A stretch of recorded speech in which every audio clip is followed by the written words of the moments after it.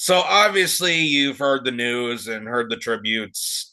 Phil Donahue, one of the major league talk show hosts, one of the biggest voices for daytime television, and also one of the primary voices for anti-war, has passed away this past weekend at the age of 88. It is sad. It is emotional. And it's also emotional because you don't see any of this on television anymore. Phil Donahue was one of a kind. And while we're seeing tributes all across mainstream networks saying that he revolutionized talk show hosts by bringing on, commentary from the audience, which kind of set the tone for other shows like Maury and Jerry Springer and all of them. This is the one thing they clearly left out, and they clearly left this out. And it's amazing that at this time that we're currently still sending billions of dollars off to Ukraine for their slaughter against Russia, how we're trying to advance warfare with Israel and Palestine, and now with Iran. We're also trying to start civil wars in Haiti. We're also trying to ramp up war with China. We're doing like 90 wars at the same time. And it's amazing that they don't mention that after all the tributes I've seen on mainstream networks, this is the biggest thing they left out. And this is the biggest thing that I admire the most about this Phil Donahue is the fact that Phil Donahue got fired from MSNBC for hosting guests against the Iraq war. This is something that is predominant for myself, how I know this person because of that. And what I admire for someone like this is that he was, one of the biggest legendary talk show hosts that actually bothered to get the other side of the story. You don't get this anywhere on television these days. And if anyone tries to do it on television, they get smeared out, their mics get cut off, and they get fired. And that's what happened with this guy. This is also what happened with Jesse Ventura. But now Jesse Ventura has bent the leg for Kamala Harris, so he's twisted himself in a pretzel, destroying his reputation. And I wonder if Phil Donahue had his heart broken knowing that one of his former colleagues, who used to call out the wars like this, is now twisting for the Democratic Party. That's most in support of these wars. So this is an article from Truthout. It says the pioneer TV host Phil Donahue, who revolutionized daytime talk shows by tackling major social and political issues in front of a studio audience, has died at the age of 50. At the age of 88. The Phil Donahue Show, later named Donahue, ran from the 1960s. I didn't even know it ran that long. I knew it was like a while, but whole 1960s through 1996. And the affable host won 20 Emmy Awards and received a Peabody Award throughout his career. In 2003, Donahue was fired from his primetime MSNBC talk show for airing anti-war voices during the run-up to the U.S. invasion of Iraq. When most of the corporate media was cheerleading the Bush administration's drive for war. Donahue spoke with Democracy Now! About his firing in 2013, describing it as a decision from far above in the network, meaning top, executives at the network. They were terrified of the anti-war voice, he said. Donahue is survived by his wife, Marlo Thomas, his 4 children, and his grandchildren. Now, I want to point out, too, because I forgot about this, too.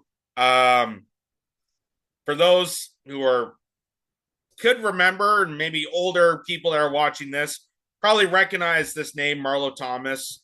She is the actress who is most notably famed for the series That Girl in the 70s. And she has also done a lot of other like mini series and movies and cameos. So she has spoke out about this and heartfelt motions. But again, all the tributes that have poured out, they obviously let this out for a particular reason. And this is something that I feel like is defaming his legacy. Because if anything, we should be talking about Phil Donahue. Yeah, I mean, yes, he revolutionized daytime talk shows. He had won all these awards. He was controversial. But the fact that they leave this point out, the fact that MSNBC fired him because he actually took the actual opportunity to hear the other side of the story, to hear opposing voices against the war machine, to actually speak on truth about what this war is conflicting onto people, not just in Iraq, but people here in America, how this war was such a racket, how devastating it was, how much damage is done for people around the world. He was the only person at that time, really the only few people to ever do that, and he got fired from that. And it's amazing that no outlet will bother to mention this. So here's, for example, this is a little clip here by Democracy Now! And it says, this guy, Ishmael Darno, says, Phil Donahue was basically the only major U.S. media figure to be disciplined over the coverage of the Iraq war, except his crime was airing anti-war voices.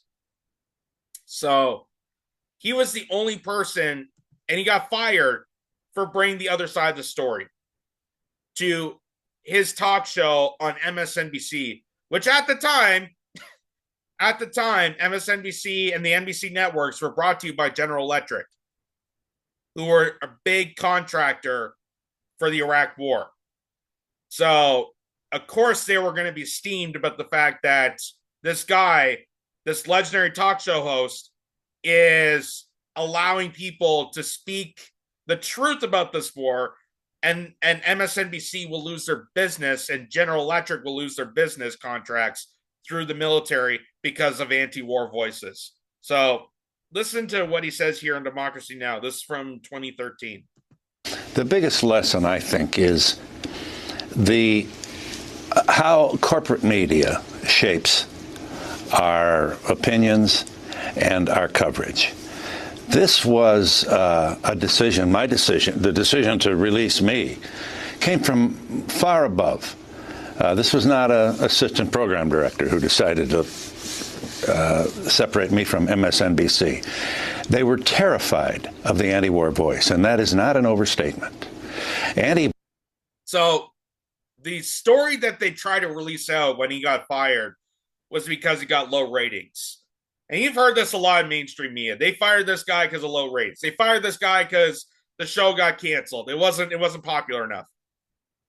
And people didn't believe this. People didn't believe the story that Phil Donahue, who was at the longest running talk shows on television, got fired off MSNBC because he wasn't popular anymore. They didn't believe that story. So what the internal memo, finally someone actually got into releasing that internal memo from MSNBC, concluded that the reason Phil Donahue got fired, just like Jesse Ventura, was because their shows featuring anti-war voices terrified the network. It terrified their owners. It terrified their advertisers. How are we going to advertise and sell the American public that we need to do outrageous warfare for profiteering so that General Electric and Microsoft, who run MSNBC, can profiteer from it when you have someone like Phil Donahue that's countering that narrative? They were terrified of this guy, so they had to let him go. It wasn't because of low ratings. It was because they were terrified that Phil Donahue, a powerful figure in media, was the only person able enough to bring these voices on to his show and have a counter narrative. And considering MSNBC is a pro-war network, they're not a lefty network. They're not I wouldn't even call it barely a liberal network. They're a war network. They beat the drums for war as much as possible compared to any other mainstream outlets.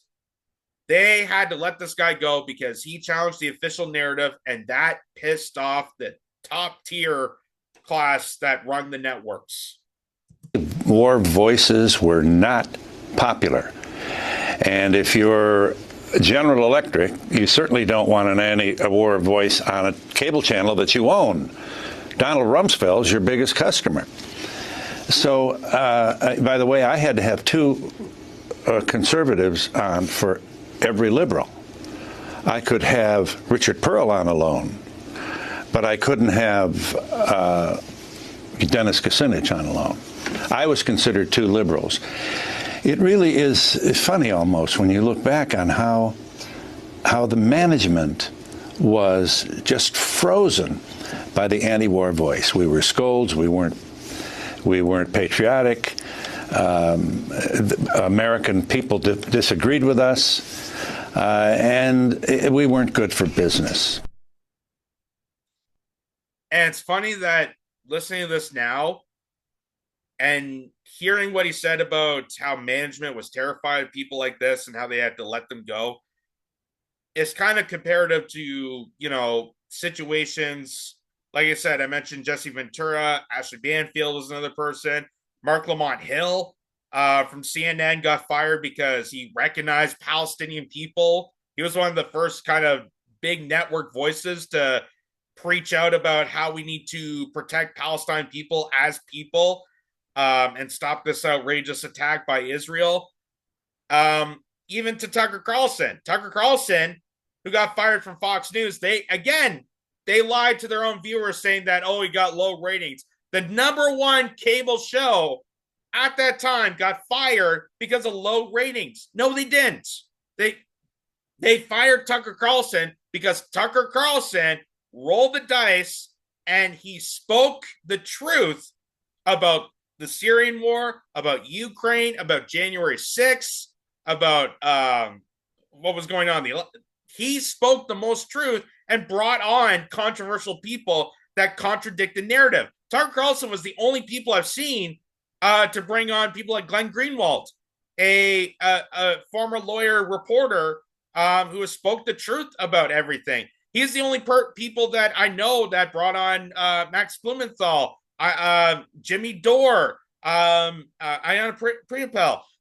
Like, the only people I have seen in mainstream media that actually bring on real independent investigative journalists and writers and comedians that are willing to actually challenge the status quo.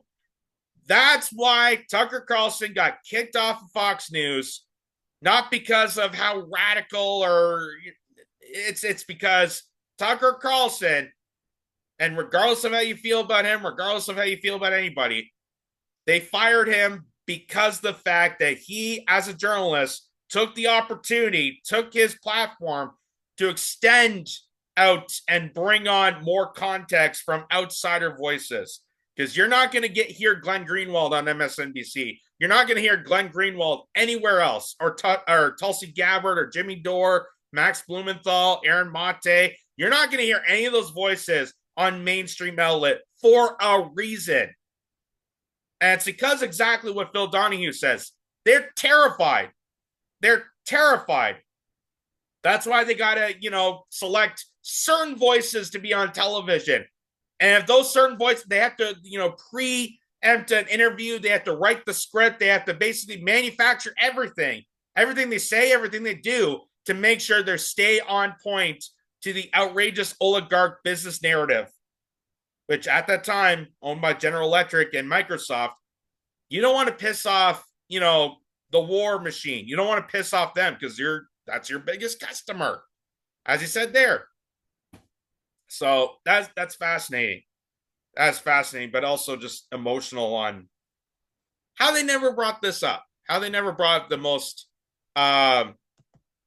controversial moment in his history. And I also, actually, let's go with this first. So this is a clip here. This is when Amy Goodman this is, I think, 2006.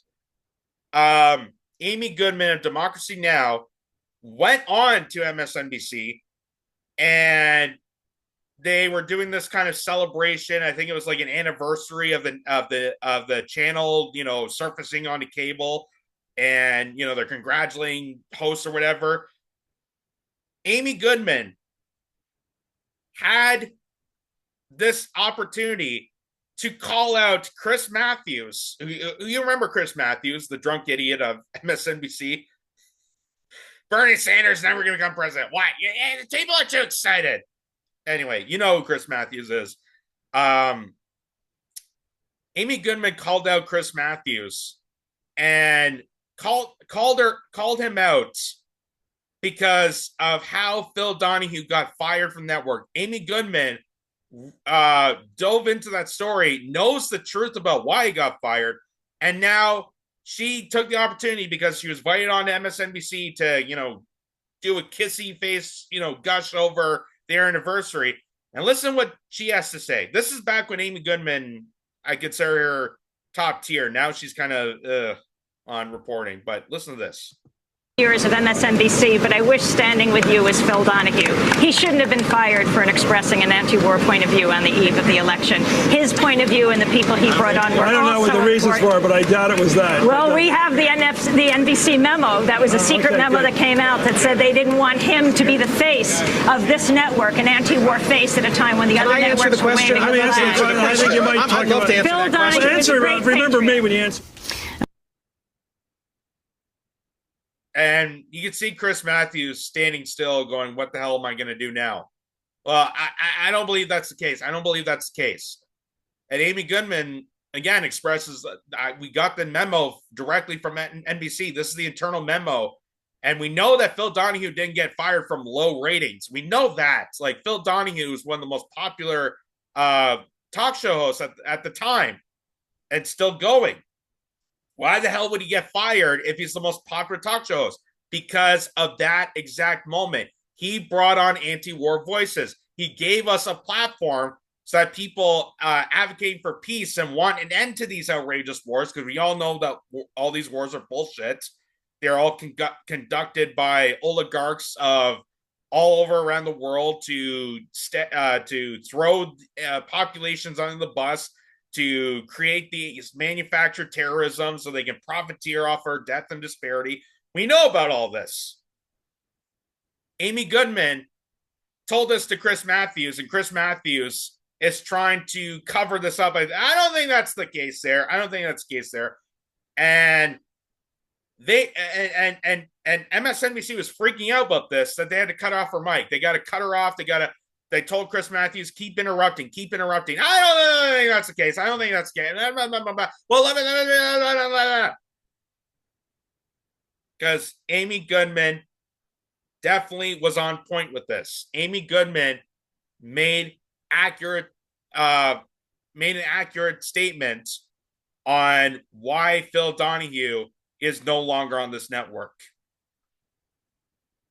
Because definitely wasn't the bullshit narrative that MSNBC put out saying that he got fired because of low ratings.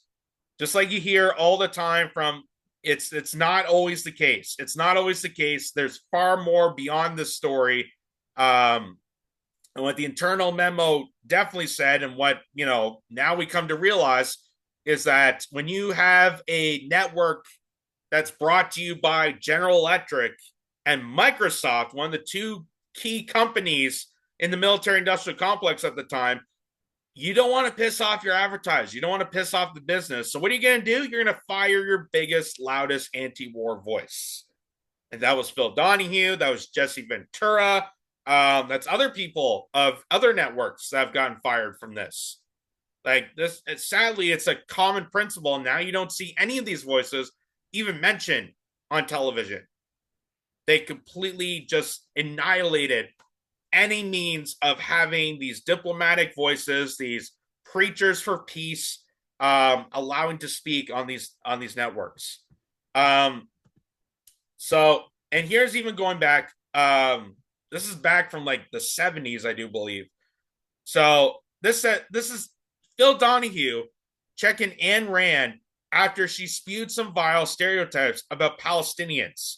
They don't make talk show hosts like this anymore. So this is back in the 70s when Phil Donahue was critical of Ayn Rand making assumptions, because even back then, even back in the 70s, like the whole Israel-Palestine thing has been going on for decades. This is far beyond October 7th, folks. And I told this about when covering Israel-Palestine. This goes far beyond October 7th. This goes far beyond, stopping the hostages. None of that ever matters. This is the fact that we have two countries that are dueling it out, and they're trying to expand that to other countries and bring us to the brink of basically World War III, because corporations, intelligence agencies, and empires want civilizations to attack each other and brutalize each other, for geopolitics and for the war military industrial complex and their business. Like, that's all really comes down to. Israel wants to invade into Palestine to take their resources, to take their land. It's nothing to do with the hostages. But here's Phil Donahue in the 70s. And again, you're not going to hear this anywhere on television these days, especially now.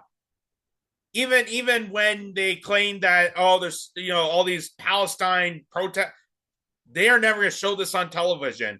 But here's Phil Donahue back in the 70s pointing out the flaws and acknowledging Palestinians as people. Listen to this.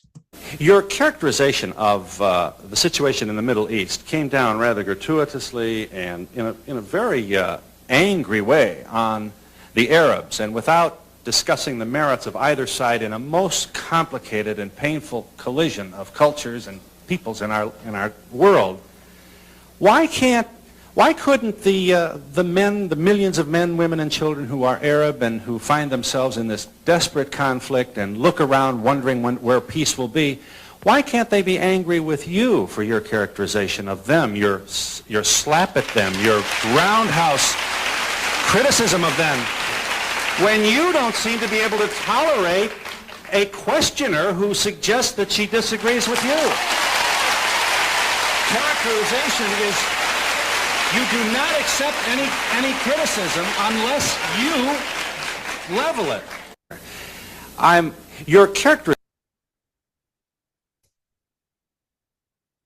So all I could say is they don't make hosts like that anymore.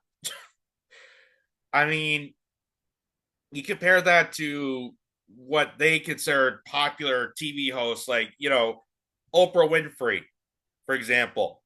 And, there's some good things about Oprah. There's a lot of, stuff that she's done over the years, but there's also a reason why Oprah Winfrey made it to the top, is a multi-billionaire with, her own publications, many houses on different parts of the United States and abroad.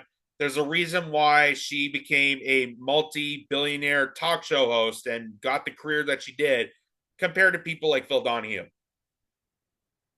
Like, there's an obvious reason to this, because people like Oprah, even, going down the list even today with Drew Barrymore or Kelly Ripa and Mark Consuelos, and I don't even know who's on TV. I couldn't care for talk shows these days. Ever since, Joe Rogan started podcasting, ever since, I'd rather just listen to that. I'd rather just go onto YouTube and have a 3-hour listen on Joe Rogan and a guest, just having an intimate conversation, than any talk show host ever. That's just my opinion these days. Like, and it's because you don't find these conversations anymore. Like, imagine if a personality like Phil, like that kind of messaging, was on television today. Imagine if you turn on the TV and saw something like that. Especially these days with Israel, Palestine. Imagine if you saw that on television. Do you think that's going to last long? Do you think they're going to? Absolutely not.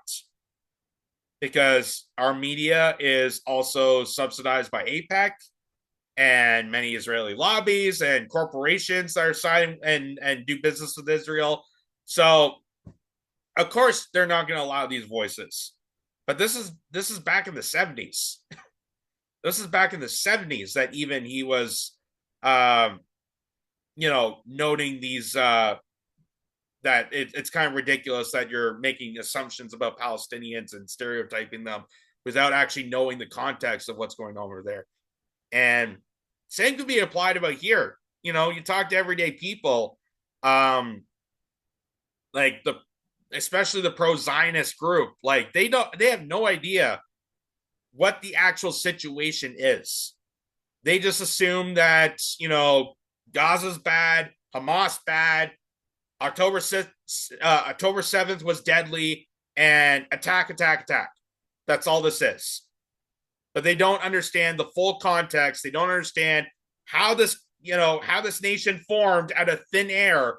They don't understand that. They don't understand the Nakba. They don't understand how the British Empire got involved in this, how the CIA got involved in the formation of Israel, and why Israel seems to be this safe haven for military ops and intelligence services, how they're able to manipulate countries into supporting them, because Israel has one of the top intel agencies in the world. That's because they collect data from all these other countries and then use it to weaponize other countries if they don't get their way. Hey, if you don't support us, you don't support our Iron Dome and attacks on Palestinians and other countries around the world, if you don't support our wars, we got dirt on you.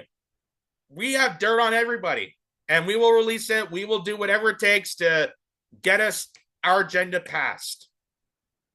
And it's amazing that a lot of these people don't have any idea, don't have any clue about this. And it's because they don't have voices like this anymore. So to Phil Donahue, rest in power. God bless you for your work. And, I guess now, if you want a voice like that, or at least, no one can hold a candle to what he's done, but you want to try to get a voice like that, go to YouTube, go to Rumble.